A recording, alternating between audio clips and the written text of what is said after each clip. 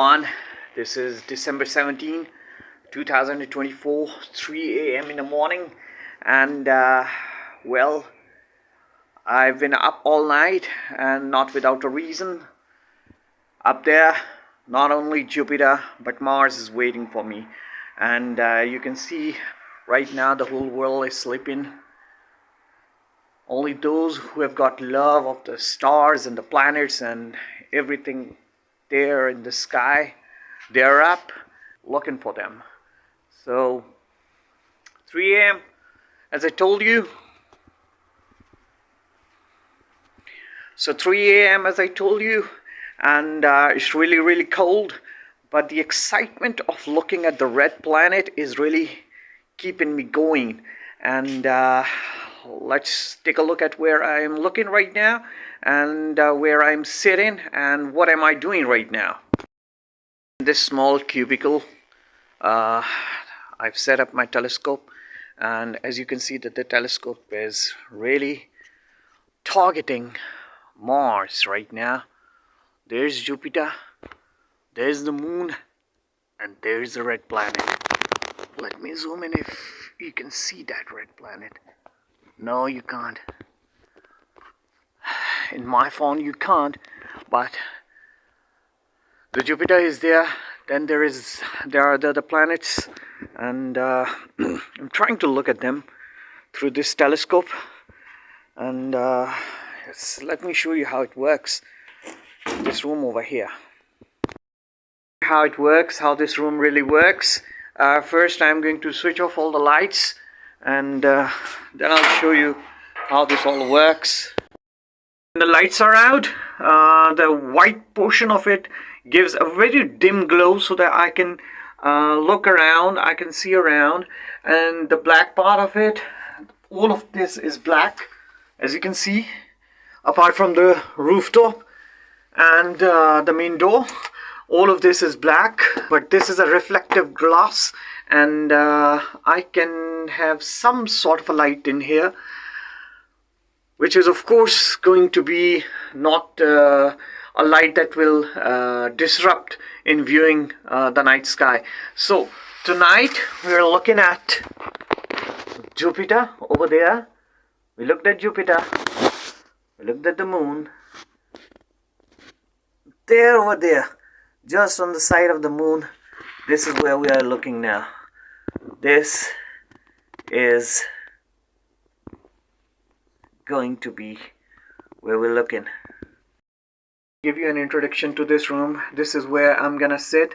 I've closed the door, so the door is now closed, and as you can see that the door is white color, so is the roof, and all the three walls, they are black, and this floor is also white.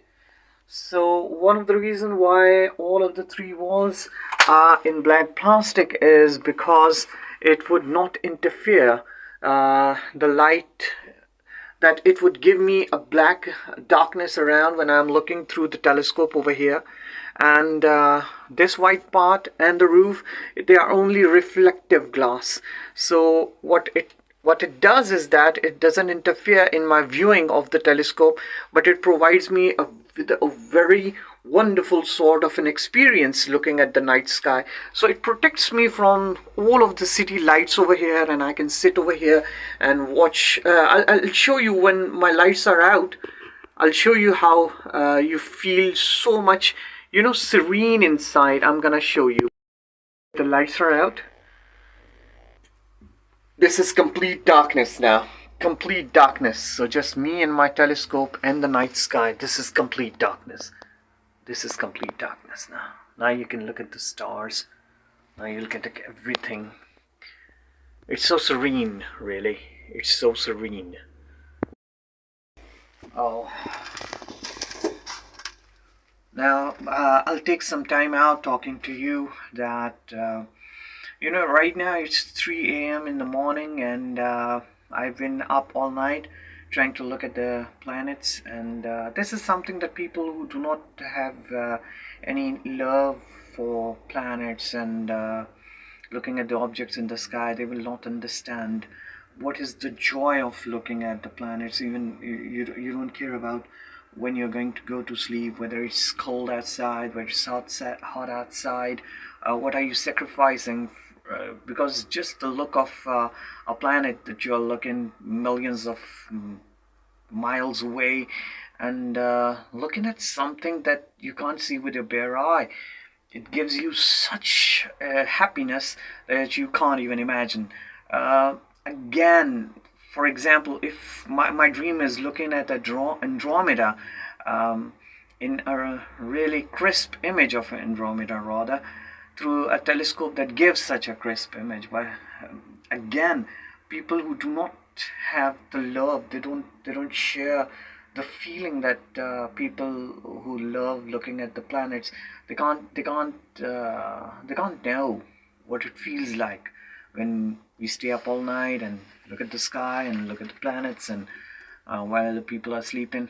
It's cold over here, and of course it's not comfortable over here. Anyone who comes and sit in this observatory would not feel very comfortable, especially in a cool night. But again, it all depends on where you're sitting. If you have got love for planets, for things working in the universe. I always had, this type of fantasy, this imaginative sort of me, all my life, that I really wanted to know uh, the things that are not hidden from us. They're just out there. They're bare. They're waiting to be discovered. They're waiting to be, things that are waiting to be learned. So I've always been very inquisitive about those things. Uh, for example, Andromeda. For example, Milky Way. Why Andromeda is coming around in billions of years or so. It's gonna, collide with our Milky Way, and Andromeda is gonna form. And come on, it's such a wonderful feeling, really. So there's so much out there, looking at the cosmos, looking at the infinite possibilities in the universe. That's one of the reasons why I've written this work, Time Travel, Practical Application in a Preordained Multiverse. I've been thinking on different things. I believe that if you this is a perfect time for you to think, when you're all alone, when you're thinking of nothing else but the sky and you, and you tend to you tend to realize that you have a relationship with nature that you wouldn't understand in a normal everyday life. You won't understand that. So nature calls when you're all alone, um, when there's no one else, when there's just you in the night sky, and you're looking at the stars, and perhaps you get a glimpse of the Milky Way galaxy. It's such a serene feeling. It's a great feeling, really. It's something that you can't express. Come on, think about it. Think about stars shining thousands of light years away, and there's stars out there, you're looking, they're not really there because for millions of years back in past, they just spent out all their hydrogen into helium, and they are no longer there, but you're looking at them because there's that concept of time delay. Again, the concept of time delay that I've discussed in my book, it's all inspired. I've talked of other concepts as well. I've talked of the concept of a multiverse, why I think that preordination is pretty much justified in a multiverse. Then I've talked of time delay travel. I hope that the people just get their hands on the book. It's been around 11 months now that my book has been published, so I'm still waiting for people to give me feedback. I don't want people to just accept what I've written in my books. I want them to disagree, because if they disagree, I'll be happier than if they accept what is in my book, because disagreeing would mean that they are thinking on the topic. I want young people to think on the topic of the possibilities of time travel, because there are many. Even if you deny it, just discuss it. I mean, this is one serious topic on which there has been no discussion at all. No serious discussion at all. This has been always counted as a topic of fiction rather than that of practical application. So I wish that more people read my book. I wish that even if people disagree, more people would disagree to my book, and they disagree with, their points come in, bringing their points on the table. This would initiate a discussion. Now, the initiation of a discussion is of a primary importance than anything else. I believe that when in science people say that there are a couple of things which are not practical, not possible, this is where the scientific approach gets the ultimate paradox of its own demise. So I believe that there are no limits, there are no boundaries. There people should be there, open, talking about every possibility that comes to their mind. Disagree on the things, disagree on the right things, disagree on many points. Call the work a silly work, but come on, think about it. Just think about it. All right, it's time that we'll look at the red planet. Not cozy in here, but for a person looking at the stars and the planets, this is the perfect observatory that I could make, really. And I can spend the whole night over here. It's cozy for me. It's cozy for my telescope. Hey, telescope, are you feeling fine? Yes, I'm a bit cold, but I'm good as long as you're good. Okay, thanks. Good. Okay, thanks a lot. I'm doing great as well. So my telescope has got no complaints. I haven't got no complaints. Let's look at the stars now. With a heavy heart, I must admit that of all the planets that I've tried to track down, Mars has been really, really difficult. Not because of anything else, but due to the position of Mars right now in the sky, right at 12 o'clock. Right at 12 o'clock. Really, I've tried different things. You see, I've placed the telescope over here on the observatory, over here on my neighbor's rooftop, but really, it's very elusive just because of the positioning of Mars.